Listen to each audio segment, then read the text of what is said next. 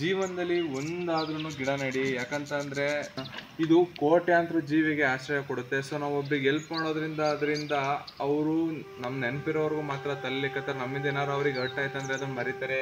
ಈ ಗಿಡ ನಾನು ಸತ್ತು ನನ್ನ ಮಕ್ಕಳು ಮೊಮ್ಮಕ್ಕಳು ಮೊಮ್ಮಕ್ಕಳು ಹುಟ್ಟಿದ್ರೆ ಈ ಗಿಡ ನಮ್ಮ ಹೆಸರು ಹೇಳ್ತಾ ಇರುತ್ತೆ. ಸೊ ಆದಷ್ಟು ಜೀವನದಲ್ಲಿ ಒಂದಾದ್ರೂ ಗಿಡ ನೆಡಿ.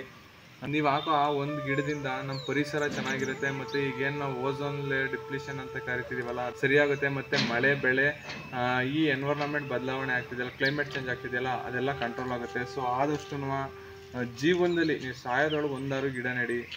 ನಮ್ಮ ಪರಿಸರದಲ್ಲಿ ಮೊದಲು ನೀರು ತುಂಬ ಇತ್ತು. ಇವತ್ತೇನಾಗಿದೆ ಅಂದರೆ ನಾವು ಬೋರ್ವೆಲ್ ಕೊರೆಸಿ ಮತ್ತು ಮರ ಗಿಡಗಳನ್ನ ನಾಶ ಮಾಡಿ ನಾವು ಆ ನೀರನ್ನ ಹಾಳು ಮಾಡಿದ್ದೀವಿ. ಇನ್ನು ಕೆಲವೇ ಜನ್ರೇಷನ್ಗಳು ಕಳೆಯೋದ್ರೊಳಗೆ ಈ ನೀರು ಅನ್ನೋದೊಂದು ಇತ್ತು ಅನ್ನೋದನ್ನೇ ನಾವು ಮರಿಬೇಕಾಗುತ್ತೆ. ಇವಾಗ ನಾವೆಲ್ಲ ನೋಡ್ತಾ ಇದ್ದೀವಿ, ಎಲ್ಲದೂ ಮಾನವ ನಿರ್ಮಿತ ಆಗ್ತಾ ಇದೆ.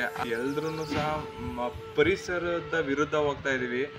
ನಾವು ಪರಿಸರದಲ್ಲಿ ನೀರು ಸಿಗ್ತಾ ಇದ್ರು ನಾವೆಲ್ಲ ಕುಡಿತಿರೋದು ಫಿಲ್ಟರ್ ನೀರು. ಅದು ನಮಗೆ ಎಷ್ಟು ಡೇಂಜರ್ ಅಂತ ಅಂದರೆ ನಮಗೆ ಗೊತ್ತಿಲ್ಲದಂಗೆ ನಮ್ಮ ರೋಗಗಳನ್ನ ಕ್ರಿಯೇಟ್ ಮಾಡುತ್ತೆ. ಸೊ ಹಾಗಾಗಿ ಪರಿಸರದಲ್ಲಿ ಸಿಗುವಂಥ ನೀರನ್ನೇ ಬಳಸಿ, ಫಿಲ್ಟರ್ ನೀರೆಲ್ಲ ಕುಡಿಯೋಕೆ ಹೋಗಬೇಡಿ. ನೀರು ನಿಮಗೆ ಅವಶ್ಯಕತೆ ಇಲ್ಲ ಅಂದಾಗ ಟ್ಯಾಪ್ನ ಆಫ್ ಮಾಡಿ. ನೀವು ಬರೀ ನಿಮ್ಮ ಮನೆ ಒಂದು ಡ್ರಮ್ಮಿನ ನೀರು ಸೇವ್ ಮಾಡ್ತಿಲ್ಲ, ನಮ್ಮ ಪರಿಸರದ ನೀರನ್ನ ನೀವು ಉಳಿಸ್ತೀರಾ. ಸೊ ಆದಷ್ಟು ಅವಶ್ಯಕತೆ ಇದ್ದಾಗ ನಲ್ಲಿನ ಆಫ್ ಮಾಡಿ.